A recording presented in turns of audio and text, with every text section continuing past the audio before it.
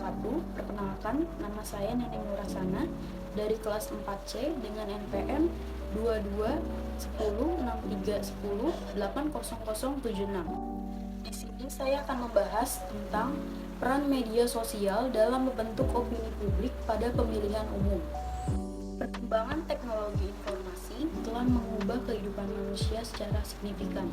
Di Indonesia, teknologi seperti internet, televisi, dan radio telah mempermudah akses terhadap beragam informasi. Internet, sebagai contoh, merupakan hasil dari perpaduan antara arus komunikasi dan kemajuan teknologi. Internet memberikan kesempatan bagi masyarakat untuk berpartisipasi, berbagi informasi, dan menciptakan konten melalui jejaring sosial seperti Instagram, Facebook, Twitter, dan lainnya. Media sosial telah menjadi bagian integral dari kehidupan modern, memberikan platform bagi individu untuk berinteraksi, berbagi informasi, dan menciptakan konten secara luas. Media sosial bukan hanya sekedar alat komunikasi, tetapi juga menjadi ruang untuk menyuarakan pendapat, mengembangkan ide, dan membentuk komunitas online. Menurut Andreas Kaplan dan Michael Heinlein, media sosial memfasilitasi kolaborasi antar pengguna serta pertukaran konten yang dihasilkan oleh pengguna itu sendiri.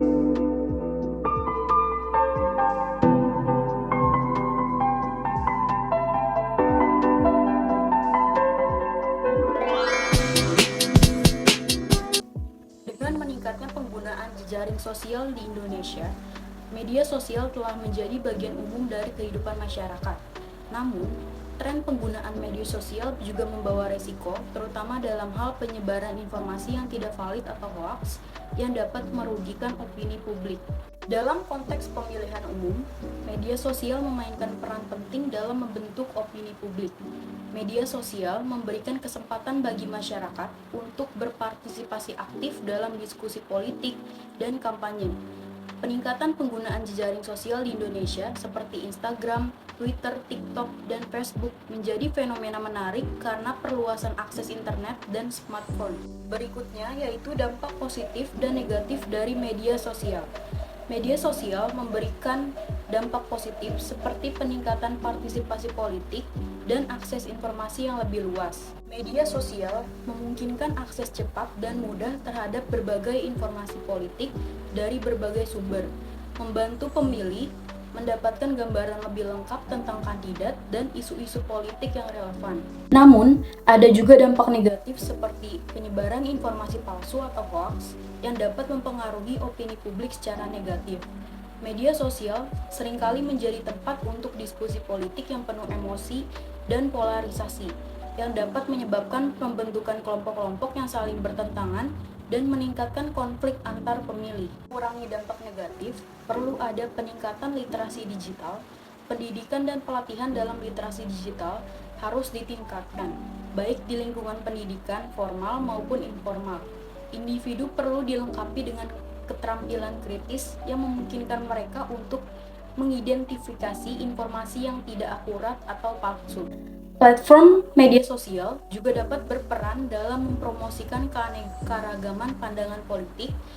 Algoritma yang mengatur tampilan konten di media sosial dapat ditingkatkan untuk meningkatkan penampilan konten yang beragam secara politik. Kerjasama antara platform media sosial dan pemerintah dapat membantu mengurangi dampak negatif penggunaan media sosial dalam konteks politik.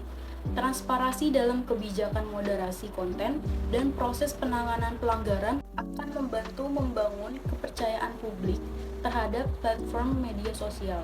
Upaya untuk mencegah terjadinya dampak negatif penggunaan media sosial terhadap partisipasi politik. Yang pertama, peningkatan literasi digital. Pendidikan dan pelatihan dalam literasi digital harus ditingkatkan, baik di lingkungan pendidikan formal maupun informal. Individu perlu dilengkapi dengan keterampilan kritis yang memungkinkan mereka untuk mengidentifikasi informasi yang tidak akurat atau palsu, memverifikasi sumber informasi, dan memahami bagaimana algoritma media sosial mempengaruhi konten yang mereka konsumsi. Melalui literasi digital yang lebih baik, individu akan lebih mampu memilih informasi yang andal dan berpartisipasi dalam diskusi politik dengan cara yang konstruktif. Yang kedua, platform media sosial dapat berperan dalam mempromosikan keanekaragaman pandangan politik. Algoritma yang mengatur tampilan konten di media sosial dapat ditingkatkan untuk menampilkan konten yang beragam secara politik. Platform dapat memperkenalkan fitur yang mendorong pengguna untuk menjelajahi sudut pandang politik yang berbeda dan bergabung dengan kelompok dengan pandangan politik yang berbeda pula. Kolaborasi antara platform media sosial dan pemerintah. Kerjasama antara platform media sosial dan pemerintah dapat membantu mengurangi dampak negatif penggunaan media sosial dalam konteks politik. Platform dapat bekerjasama dengan pemerintah dalam mengidentifikasi dan menghapus konten yang melanggar hukum, termasuk penyebaran berita palsu atau konten yang memprovokasi kebencian politik. Transparansi dalam kebijakan moderasi, konten, dan proses penanganan pelanggaran akan membantu membangun kepercayaan publik terhadap platform media sosial.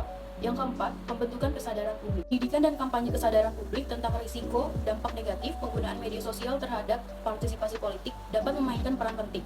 Informasi yang tepat tentang bagaimana media sosial mempengaruhi proses politik harus disebarkan melalui berbagai saluran, seperti kampanye media sosial, diskusi online, seminar, dan sumber daya online. Melalui pendidikan yang tepat, warga negara akan lebih menjadi sadar dampak penggunaan media sosial dan dapat mengadopsi perilaku yang lebih bertanggung jawab dan kritis. Yang terakhir yaitu regulasi yang tepat. Pemerintah dapat memainkan peran dalam mengatur penggunaan media sosial dalam konteks politik. Regulasi yang mempromosikan kebebasan berbicara dan menghormati hak-hak individu harus diimplementasikan. Namun, ada kebutuhan untuk regulasi yang mengatur praktik-praktik yang merugikan, seperti penyebaran berita palsu, manipulasi informasi, dan penyalahgunaan platform media sosial untuk tujuan politik yang tidak sehat. Regulasi yang tepat harus mempertimbangkan keseimbangan antara kebebasan berbicara dan perlindungan masyarakat dari bahaya yang ditimbulkan dari penyalahgunaan media sosial. Kesimpulannya, media sosial memiliki peran yang semakin penting dalam membentuk opini publik dalam konteks pemilihan umum.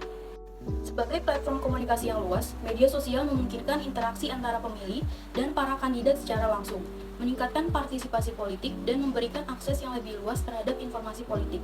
Oleh karena itu, dalam menghadapi fenomena media sosial dalam konteks politik, penting bagi masyarakat untuk mengembangkan literasi digital dan kritis.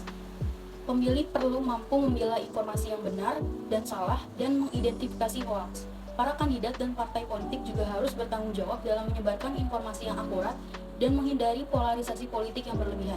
Dengan demikian, sementara media sosial membawa potensi positif dalam memperkaya diskusi politik dan meningkatkan partisipasi masyarakat, pengelolaannya harus diawasi dengan cermat untuk meminimalkan resiko dampak negatif terhadap proses demokrasi dan stabilitas politik. Dengan penggunaan yang bijak, media sosial dapat menjadi instrumen yang efektif dalam memperkuat demokrasi dan mendorong pertumbuhan sosial yang berkelanjutan. Setelah menyaksikan video ini, sampai jumpa di video berikutnya.